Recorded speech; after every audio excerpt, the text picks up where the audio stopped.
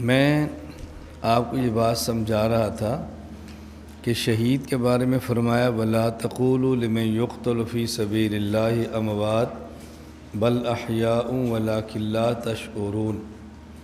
یہ نہیں فرمایا کہ وَلَٰكِن لَّا تَعْلَمُونَ، اس لیے کہ وَلَٰكِن لَّا تَشْعُرُونَ اور وَلَٰكِن لَّا تَعْلَمُونَ میں فرق ہے۔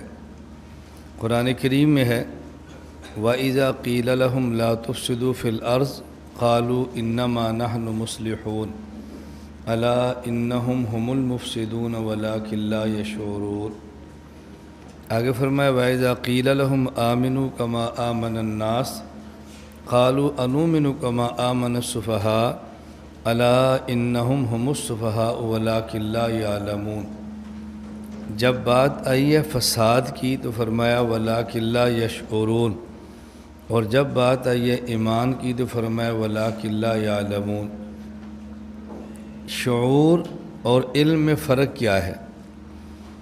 شعور کہتے ہیں ادراک بالحواس کو، جو چیز آدمی آنکھ سے محسوس کرے، دیکھے اور محسوس کرے، کان سے سنے اور محسوس کرے، زبان سے چکھے اور محسوس کرے، ہاتھ سے چھوئے اور محسوس کرے، اپنے ناک سے سونگھے اور محسوس کرے، اسے کہتے ہیں ادراک بالحواس، یعنی حواس ظاہرہ خمسہ، پانچ وہ حواس جو ظاہری ہیں اور پانچ ہیں،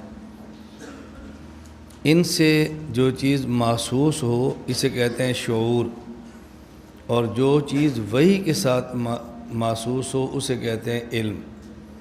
تو شعور نام ہے ادراک بالحواس کا، اور وحی نام ہے علم نام ہے ادراک بالوحی کا۔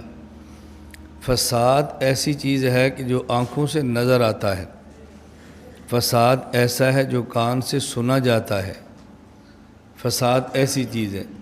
اس لیے فساد کے بارے میں فرمایا وَإِذَا قِيلَ لَهُمْ لَا تُفْسِدُوا فِي الْأَرْضِ، جب منافقین کو کہا جائے کہ زمین میں فساد نہ کرو، وہ کہتے ہیں انما نحن مصلحون، ہم فساد نہیں کرتے بلکہ اصلاح کرتے ہیں۔ اللہ رب العزت نے فرمایا الا انہم هم المفسدون ولکن لا یشعرون۔ دیکھو یہ فساد کرتے ہیں اور ایسے احمق ہیں کہ ان کو شعور بھی نہیں ہو رہا۔ فساد آنکھ سے نظر آنے والی چیز ہے، اور یہ ایسے اندھے ہیں کہ آنکھ سے بھی نہیں دیکھ رہے۔ اور جب باری آئی نا ایمان کی وَإِذَا قِيلَ لَهُمْ آمِنُوا كَمَا آمَنَ النَّاسُ، انہیں کہا گیا کہ صحابہ کی طرح ایمان لاؤ، تو کہتے ہیں أَنُؤْمِنُ كَمَا آمَنَ السُّفَهَاءُ، یہ تو بیوقوف ہے، دنیا کا نفع سمجھتے نہیں ہیں، اپنی دنیا تباہ کر رہے ہیں، ہم پاگل تھوڑے ہی ہیں کہ ان کی طرح ہم بھی تمہیں مان لیں۔ فرمایا الا انہم هم السفہاء ولکن لا یعلمون، سفی یہ ہیں لیکن ان کے پاس علم نہیں ہے، ادراک بالوحی والی چیز نہیں ہے، وحی کا ادراک نہیں کر رہے، یہ تبھی ایسی باتیں کرتے ہیں۔ تو ادراک بالحواس کا نام ہے شعور، اور ادراک بالوحی کا نام ہے علم۔ شہید قتل ہو گیا اور اس جہان کو چھوڑ کے چلا گیا۔ شہید کی روح کا جسم سے تعلق تھا، تعلق تصرف، جیسے اس نے دوڑنا تھا، چلنا تھا، پھرنا تھا، وہ تو ختم ہو گیا۔ دوسرا شہید کی روح کا جسم سے تعلق تھا، تعلق تدبیر، جس سے رگوں میں خون نے دوڑنا تھا، معدے میں خوراک نے ہضم ہونا تھا، اس کے دل نے حرکت کرنی، جو پمپنگ کہتے ہیں، حرکت کرنی تھی، وہ تعلق تدبیر بھی ختم ہو گیا۔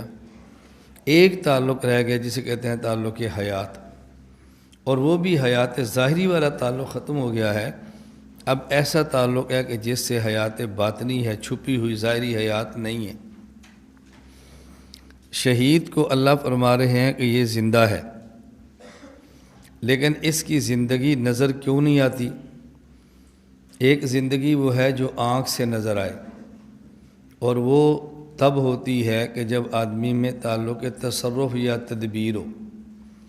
ایک وہ زندگی ہے جو آدمی کو کان سے محسوس ہو، یہ تب ہے جب تعلق تصرف اور تعلق تدبیر ہو۔ ہم کہتے ہیں بھئی یہ آدمی زندہ ہے کیوں؟ دیکھو دوڑ رہا ہے، مردے تو نہیں دوڑتے، زندہ ہے۔ یہ آدمی زندہ ہے کیوں؟ یہ دیکھو پڑھ رہا ہے، یہ کتابیں مردے تھوڑی پڑھتے ہیں، زندے پڑھتے ہیں۔ تو یہ حیات ہوا جو ہم اپنی آنکھوں سے دیکھ رہے ہیں۔ اور اگر ایک آدمی سو جائے تو ہم پھر بھی کہتے ہیں یہ زندہ ہے کیوں؟ دیکھیں اس کا پیٹ اوپر نیچے ہو رہا ہے، سانس لے رہا ہے۔ اگر یہ زندہ نہ ہوتا تو پیٹ اوپر نیچے کیوں ہوتا؟ یہ زندہ ہے کیوں؟ دیکھو اس کی نبض چل رہی ہے۔ یہ زندہ ہے کیوں؟ دیکھو جسم میں خون دوڑ رہا ہے۔ زندہ ہے کیوں؟ دیکھو دل حرکت کر رہا ہے۔ اب یہ جو آدمی سویا ہوا ہے اس کی تعلق تصرف ختم ہے، تعلق تدبیر ہے۔ اس تعلق تدبیر کی وجہ سے اس کی حیات نظر آ رہی۔ اور جو شخص شہید ہو گیا اس کے جسم کے ساتھ روح کا تعلق تصرف ختم ہو گیا، اس کے جسم سے روح کا تعلق تدبیر ختم ہو گیا۔ اب ہم اس کو زندہ مانیں تو کیسے مانیں؟ نہ یہ دوڑ رہا ہے، نہ یہ لڑ رہا ہے۔ جب تک زندہ تھا تو لڑ رہا تھا، اب تو لڑ بھی نہیں رہا۔ یہ خود آگے بڑھ کے خود قتل کر رہا تھا، اب اس کے جسم کو پکڑو اور گھسیٹ کے پھینک دو، یہ حرکت بھی نہیں کرتا۔ اب ہم زندہ کیسے مانیں؟ لیکن قرآن کہہ رہا ہے زندہ ہے۔ وَلَا تَقُولُوا لِمَن يُقْتَلُ فِي سَبِيلِ اللَّهِ أَمْوَاتٌ بَلْ أَحْيَاءٌ، قرآن کہہ رہا ہے زندہ ہے۔ اب ہم کیسے اس کو زندہ نہ مانیں؟ اب بات سمجھیں، اس دنیا میں جو آدمی زندہ ہے ہم اس کو زندہ مانتے ہیں اپنی آنکھ کی وجہ سے۔ اللہ نے نہیں فرمایا کہ یہ بندہ زندہ ہے، ہم دیکھ رہے ہیں۔ اللہ نہیں فرما رہا کہ بندہ زندہ ہے۔ تو دنیا میں کسی کو جو ہم زندہ مانتے ہیں وہ اللہ کے رسول کے فرمانے پر نہیں، اپنی آنکھ کے دیکھنے پر۔ اس لیے اب اگر کوئی شخص دنیا میں دوڑ رہا ہے اور ایک آدمی کہتا ہے یار یہ تو دوڑ نہیں رہا، کیونکہ تو اندھا ہے، تو دوڑ رہا ہے، تجھے نظر نہیں آ رہا۔ بھائی یہ شخص کھا رہا ہے، نہیں تو نہیں کھا رہا، اندھا ہے، دیکھو 2 روٹیاں کھا گئے، تو کہتے کھا نہیں رہا۔ کھا کیسے نہیں رہا؟ بات اچھی طرح سمجھنا، دنیا کی حیات ہمیں آنکھ سے نظر آتی ہے۔ اب اگر کوئی دنیا کی حیات کا انکار کرے تو اس کو بے ایمان نہیں کہتے۔ کیوں؟ بے ایمان تو تب کہیں گے جب دنیا کی حیات قرآن یا حدیث سے وحی سے ثابت ہو۔ یہ تو وحی سے ثابت نہیں ہو رہی، آنکھ سے ثابت ہو رہی ہے نا۔ تو جو چیز حواس سے محسوس ہو اور کوئی بندہ اس کا انکار کرے اس کو منکر حواس کہیں گے نا، اور منکر حواس تو بے ایمان نہیں ہوتا۔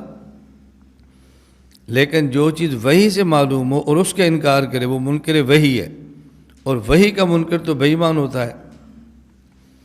اس لیے اگر دنیا میں کسی جاگنے والے آدمی کی حیات کا انکار کریں تو بے ایمان نہیں کہتے، اندھا کہیں گے۔ اگر ایک آدمی سویا ہوا ہے اور کوئی کہتا ہے یہ زندہ نہیں ہے، ہم اس کہتے ہیں جسم پر ہاتھ لگاؤ، دیکھو اس کا جسم گرم ہے، ہاتھ لگاؤ، یہ دیکھو اس کی رگیں حرکت نبض چل رہی ہے۔